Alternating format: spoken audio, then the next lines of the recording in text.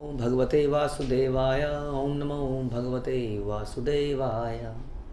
श्रीमद् भागवतम चौथा कैंटो 14वां अध्याय राजा king when की जो है कथा, श्लोक संख्या 13।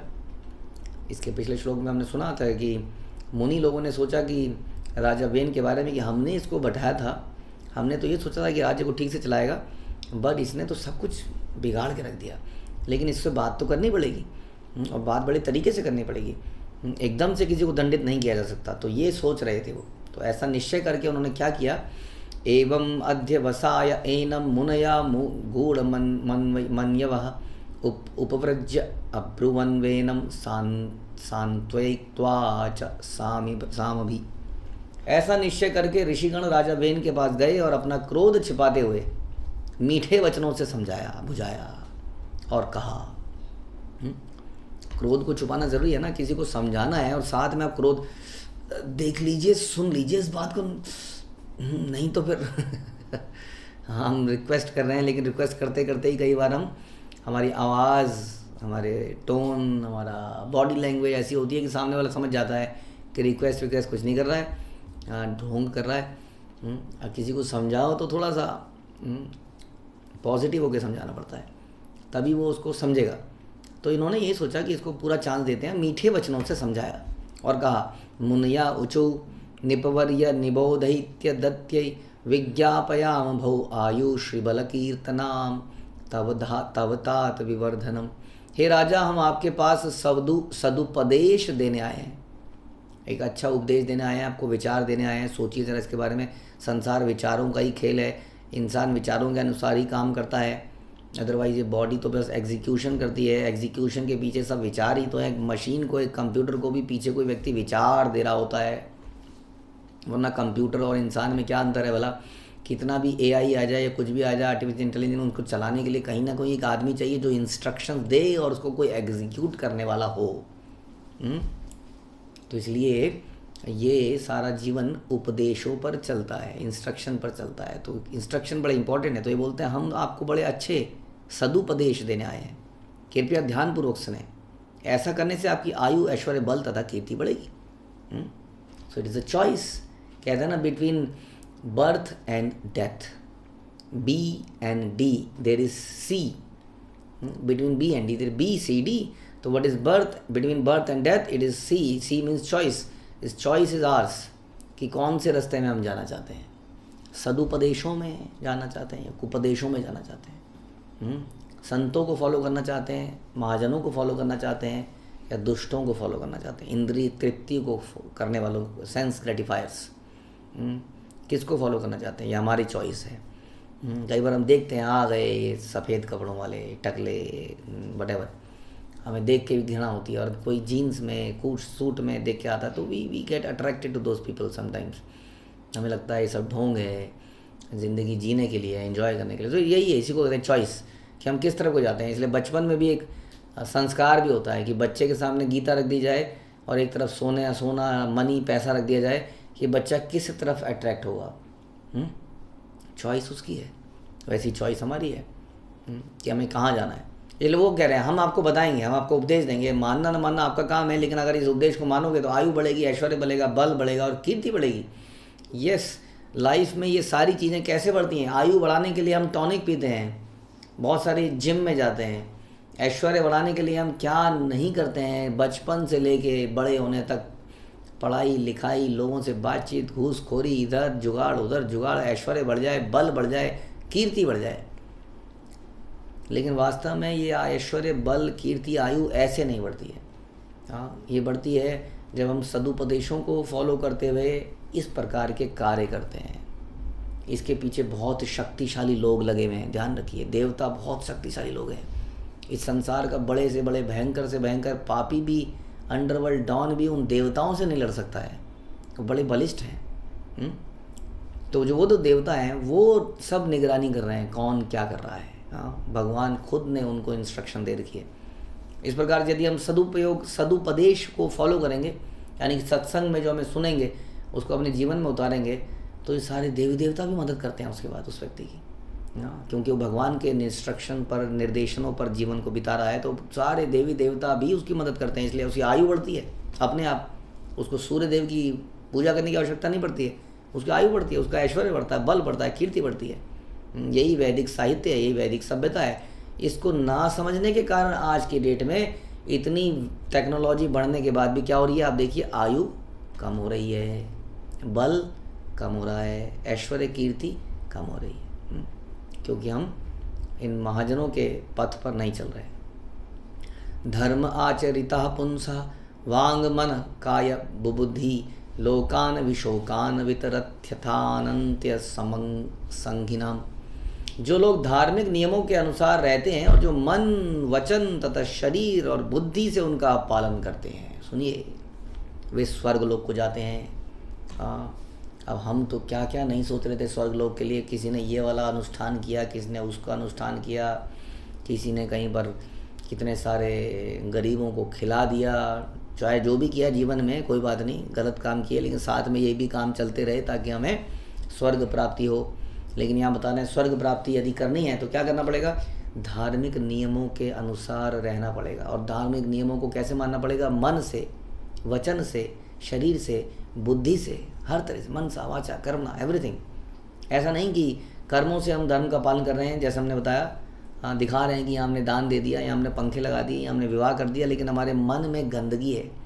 क्यों? क्योंकि मन में भक्ति के कार्य नहीं कर रहे हैं, हम भजन नहीं कर रहे हैं, नाम नहीं जप रहे हैं, कीर्तन नहीं कर रहे हैं, वैष्णव संग नहीं कर रहे हैं। तो हमारा मन में, वचन में दिन रात बकवास, गाली गलौज, और हम संडे को एक हलवाई को बैठा रहे थे। मैंने ऐसे लोग देखे अपने जीवन में, हम लोग कईयों से मिलते रहते हैं प्रचार के कार्य में। तो एक व्यक्ति था जो हर, आई बिलीव, रोज़ नहीं तो संडे टू संडे बड़े बड़े पतीले थे उसके बाद, बड़ा दान लगता था वहाँ पर। एक नंबर का छटा हुआ बदमाश था वो, सारे गलत कार्य, लेकिन उसने एक काम पकड़ रखा था, हर संडे को खूब खाना बंटवाएगा।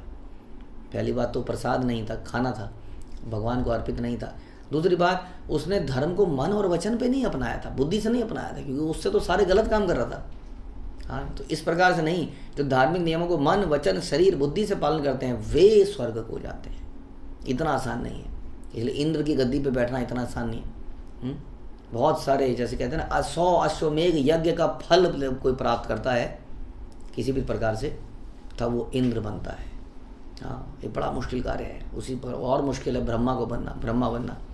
इसलिए ये लोगों के बारे में बताने कि ये लोग दुखों से रहित हैं। जब भी ये बोला जाता है दुखों से रहित हैं, तो एक कंपैरेटिव स्टेटमेंट है, ध्यान रखिए, क्योंकि भगवान ने बोला कि दुखालय में शाश्वतम। भगवान आप जानते हैं कि दुखी दुख है। जब दुखी दुख बोला तो भारत के लिए नहीं बोला था, इंडिया के लिए नहीं बोला था, हाँ, ना ही इस अर्थ के लिए बोला था, हाँ, इस संसार के लिए बोला था। इस संसार में स्वर्ग इत्यादि सारे लोग आते हैं। अगर ऐसा नहीं होता तो आप देखते कि कैसे इंद्र के जीवन में कितनी टेंशन है। हम अक्सर कथाएं सुनते हैं, कितना काम है, लस्ट है, श्राप मिल जाता है ऋषियों से, मुनियों से। इंद्र को भी श्राप मिले हुए हैं, सभी को श्राप मिले हुए हैं। कितने लोगों को श्राप मिले हुए हम सुनते हैं कई बार कथाएं। तो हाँ, तो ये दुख तो है, लेकिन कंपैरेटिवली जितना दुख यहाँ है उतना दुख नहीं है। यहाँ तो रोज का दुख है, यहाँ तो कुछ खा लो तो मल आ जाए, ज़्यादा आ गया तो दुख है, मल नहीं निकल रहा है तो दुख है। आप सोचिए, बाकी तो सब भूल जाइए, ये तो बहुत ही छोटी सी बात है, कुछ खाने के बाद क्या वो पच जाएगा। इसलिए ये बोला जाता है जिस तक खाना पचता है ना, वो भी एक सुख है जीवन में। यहाँ पर इतने दुख हैं, पदम पदम यद विविधाम, एक एक समस्या, आध्यात्मिक आदि, भौतिक आदि, दैविक। लेकिन उस स्वर्ग लोक इत्यादि में बहुत सारे कष्ट जीवन के नहीं हैं, लेकिन वो लोग उन्हीं लोगों के लिए रिजर्व्ड हैं जो उसके लिए एलिजिबल हैं। वहाँ कोई घूस खिला के नहीं जा सकता है, वहाँ पे फ्लैट लैंड बुक नहीं कर सकते हैं आप अपनी, अगर आपके पास बहुत पैसा है तो नथिंग। वहाँ पे करेंसी नहीं चलेगी आपकी, वहाँ पे आपके कर्मों की करेंसी चलेगी। तो यदि ऐसे करते हैं, इसलिए प्रभुपाद कहते थे यदि मेरे भक्त जो है, मेरे शिष्यगण शुद्ध भक्ति नहीं करते तो देवता बन जाएंगे, देवता तो बन ही जाएंगे। हाँ, तो इतनी गारंटी तो है। तो देवता कौन बनेगा भक्तों में से? जो शुद्ध भक्ति नहीं करेगा, क्योंकि देवताओं को मिक्स्ड डिवोटीज कहा जाता है, ऐसे मिश्रित, जिनके अंदर अभी कुछ इच्छाएं बाकी हैं, लेकिन भगवान पर टोटली डिपेंडेंट है, भगवान को ही मानते हैं, जानते हैं, पूजा करते हैं, लेकिन उनके अंदर अपनी अभी सेल्फ डिज़ायर्स हैं अपने को संतुष्ट करने की। लेकिन अदरवाइज वो बिल्कुल अपने कर्मों से पवित्र हो, बिल्कुल वेदों के अनुसार जिएंगे, शास्त्रों के अनुसार जीवन को जिएंगे, भगवान को भी पूजेंगे, लेकिन शुद्ध भाव से नहीं। यानी कि समझ गए ना, हम जैसे लोग जो हम सब कुछ कर रहे हैं लेकिन हमारे अंदर कुछ बहुत सारी अपनी डिज़ायर्स हैं। हाँ, तो ध्यान रखिए, भगवान के धाम में नहीं जाएंगे हम लोग। वहाँ कौन जाएगा? अन्य अभिलाषिता शून्यम ज्ञान कर्मादि अनावर्तम, जिसकी और सभी अभिलाषिताएं समाप्त हो गई हैं। Only desire to serve Krishna and his devotees, वो व्यक्ति भगवान के धाम में जाएगा, बाकी देवता बन जाएंगे। नो प्रॉब्लम, वहाँ पर भी दुख नहीं है, भौतिक प्रभाव का बहुत कम है वहाँ पर प्रभाव, जीवन में असीम सुख है, लेकिन वहाँ पर भी मृत्यु है। अभी अभी हमने सुना था कि नल कुबर और मणिग्रीव के बारे में हम सुन रहे थे। नल कुबर और मणिग्रीव जो हैं वो कुबेर के पुत्र थे, लेकिन उन्हें श्राप मिला और पेड़ बन गए। कितने एक कथा नहीं है। हाँ, राजा इंद्रद्युम्न जो थे वो क्या बन गए? वो गजेंद्र बन गए, हाथी, श्रापित होने के कारण। उसी तरह से एक और राजा, वो ग्राह जो मगरमच्छ था, वो बन गए। तो कितने ऐसे केस हैं यहाँ आदमी स्वर्ग से नीचे गिरता है किसी श्राप के कारण। बहुत सारे केस हैं, एक केस नहीं है। तो इसलिए क्या हम उसी जगह में जाना चाहते हैं? That should not be our destination, स्वर्ग इत्यादि। हमारा डेस्टिनेशन क्या होना चाहिए? भगवान का धाम, गोलोक, जो कि स्वर्ग इत्यादि ब्रह्म लोक से ऊपर है। लेकिन वो उन्हीं लोगों को मिलता है हु आर डिज़ायरलेस, जिनके अंदर सेल्फ डिज़ायर नहीं है। उनकी डिज़ायर क्या है? कृष्ण को प्रसन्न करना, उनके भक्तों को प्रसन्न करना, एकमात्र डिज़ायर है। वो भगवान के धाम में जाता है। और वो धाम कैसा है? वो वैकुंठ है, वहाँ पर कोई कुंठा नहीं है।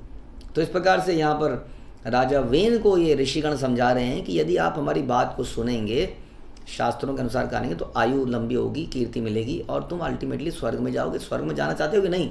वेन जैसे व्यक्ति के लिए तो स्वर्ग बहुत बड़ा डेस्टिनेशन हो गया। फिर मुनि कहते हैं सतेमा विनशे द्वीर प्रजानाम क्षेम लक्षण यस्मिन विनष्टे निपतिश्वर्याद वरोहति। अतः हे परमवीर, आपको सामान्य जनता के आध्यात्मिक जीवन को विनिष्ट करने में निमित्त नहीं बनना चाहिए। ऐसा मत करो। आप सबको, आप कितने लोगों को सता रहे हो? आप जानते हो उसमें से कितने से लोग भगवान के भक्त हैं? क्या होगा आपके जीवन में? आपके कार्यों से डायरेक्टली इनडायरेक्टली कितने सारे भक्त हताहत हैं।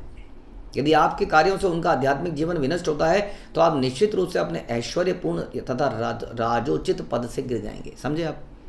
यदि हम भक्तों को तंग करते हैं, उनके जीवन में उनके आध्यात्मिक प्रोग्रेस को रोकते हैं, तो हमारा जीवन नष्ट हो जाएगा, भ्रष्ट हो जाएगा। हमारे जीवन से सारे सुख चले जाएंगे। ये वार्निंग है, वार्निंग दे रहे हैं साक्षात ऋषिगण। ये वार्निंग हमारे लिए भी है कि हम भक्तों के आध्यात्मिक जीवन में दखल अंदाजी ना करें और उनके रोड़ा नाटकें, उनके जीवन का कांटा ना बन जाए किसी प्रकार अपने द्वेष के कारण, नहीं तो हमारा जीवन नरक जैसा बन जाएगा। Krishna does not tolerate this, ऐसा उन्होंने बोला राजा को। बोलते हैं राजन, मुनियों ने कहा राजन न साधु अमात्येभ्य चोर आदिभ्य प्रजा नृप रक्षण यथा बलिम गृहण इह प्रेत्य चमोदते। कि जब राजा दुष्ट मंत्रियों के तथा चोर उच्चकों के उत्पातों से नागरिकों की रक्षा करता है, राजा का ये काम है, तो अपने इन पवित्र कार्यों के कारण वह अपनी प्रजा से कर प्राप्त कर सकता है। तो बता रहे हैं कि कब व्यक्ति कर ले सकते। जैसे राजा, जैसे गवर्नमेंट टैक्स लगाती है ना, GST, income tax, wealth tax वगैरह, तो ये टैक्स लगाए जा सकते हैं, दे आर लेजिटिमेट। लेकिन ये तब हैं जब चोर उच्चकों से नागरिकों की रक्षा हो, हाँ, धार्मिक अनुष्ठान हो, मंदिरों का निर्माण हो, लोगों को प्रेरणा मिले भक्ति करने की। इस प्रकार पवित्र राजा इस संसार में मृत्यु के बाद भी सुख उठा सकता है। यस, ऐसा कहा जाता है कि यदि प्रजा गलत कर रही है तो उसका आई थिंक 1/6 या समथिंग लाइक दैट राजा को जाता है। सोचिए, प्रजा गलत करे तो। उसी प्रकार हमारी संतानें गलत करें तो उसका कुछ हिस्सा तो माता पिता को जाएगा ही। उसी तरह शिष्य कुछ गलत करता है तो उसका कुछ हिस्सा गुरु के पास जाता है, क्योंकि they are responsible for that. लेकिन इतना बड़ा रिस्क लेते हैं हम लोग। बच्चा बनाना तो हमारी मजबूरी है, बच्चा तो हमारा है ही, लेकिन शिष्य मजबूरी नहीं है। लेकिन शिष्य फिर भी बनाए जाते हैं संसार में। हम देखते हैं हमारे गुरुजन शिष्यों को एक्सेप्ट करते हैं और उनके कर्मों को अपने ऊपर लेते हैं। और उसी प्रकार यदि ये शिष्यगण, यदि ये पुत्रजन अच्छा करते हैं तो भी उसका फ़ायदा होता है, सुख मिलता है ना। हाँ, गुरु को फिर माता पिता को उसका सुख मिलता है। हाँ, तो ये हम सबका कर्तव्य है। तो बता रहे हैं कि यदि तुम करोगे तो क्या होगा, इस प्रकार से नागरिक अगर अच्छा अनुष्ठान करेंगे तो तुम्हें भी सुख मिलेगा। मूर्ख व्यक्ति समझ इस बात को। हाँ, अगर आप ऐसा करेंगे तो प्रजा जो भी, ऐसा नहीं है कि प्रजा खाएगी तो मुझे क्या फ़ायदा होगा, इसलिए लूटो प्रजा को, कर टैक्स वसूल करो, गमन करो, क्या कहते हैं, घोटाले करो। मैं तो 5 साल के लिए हूँ, 5 साल बाद मैं आऊँगा या नहीं आऊँगा, हु नोज़। पूरी ज़िंदगी में एक ही बार तो बनूंगा मिनिस्टर, उसी में इतना लूट लूँ कि ज़िंदगी में फिर कमाना ना पड़े। इस प्रकार से व्यक्ति पाप करता है और नागरिकों की चिंता कहाँ करेगा वो, फिर नागरिक भी पाप करते हैं, पाप की नगरी बन जाती है। इसलिए राजा अपने पाप तो भोगता ही है, ध्यान रखिए, वो नागरिकों के पाप भी भोगता है। ऐसा दिखता नहीं है हमें, हमें लगता है हम तो निकल लिए। इसीलिए संसार में बड़ा मुश्किल काम है सीनियर बनना, बड़ा बनना। जैसे कि संसार में, इस राज्य में, जैसे कि गायों की हत्या हो रही है, गायों की हत्या का पाप हमारे सारे सीनियर्स को लगेगा, क्योंकि वो उसको रोक नहीं पा रहे हैं। ये मुश्किल काम है। इसलिए बता रहे हैं कि राजा का ये कार्य है कि वो टैक्स वसूल कर सकता है, लेकिन अल्टीमेटली उस टैक्स को प्रजातंत्र को चलाना है तो इस प्रकार से चलाया जाए कि धार्मिक कार्य किए जाए। यदि धार्मिक कार्य नहीं होंगे, अधार्मिक कार्य होंगे, अवैध संबंध बनेंगे, शराबी, क्या कहते हैं उसको, सरकारी ठेके की दुकान, शराब की दुकान, बताइए, license, we are giving license. और क्या हो रहे हैं, वो कसाई घर, लाइसेंस्ड कसाई घर, जहाँ पे खून को कैसे कंटा में, मतलब वो पानी को कंटा में खून के आगे प्रोसेसर लगा रखे हैं। देखिए जी, एयर पोल्यूशन नहीं होगा, वायु पोल्यूशन, हमने सब कुछ कर लिया है। That is not the thing, हमें समझना पड़ेगा। जब भी हम इसलिए कहते हैं माता पिता बनते हैं, गुरु बनते हैं, देश के हेड बनते हैं, तो ये हमारी जिम्मेदारी बनती है। अगर ये जिम्मेदारी हम उठाएं तो खूब टैक्स लगाए जा सकते हैं, खूब टैक्स लगाए जा सकते हैं, नो प्रॉब्लम, क्योंकि ultimately we are giving back to the society. उनको भी पापों से ख़त्म कर रहे हैं और अपनों को भी पापों से ख़त्म कर रहे हैं। तो ये जिम्मेदारी हम सबकी है, इसको निभाएं। तो इस प्रकार से वो समझा रहे थे, आगे भी समझाएंगे। अब देखते हैं, देखने की बात है कि राजा वेन को ये सदुपदेश समझ में आएंगे या नहीं आएंगे। हरे कृष्ण। श्रील प्रभुपाद की जय। ग्रंथराज श्रीमद् भागवतम की जय।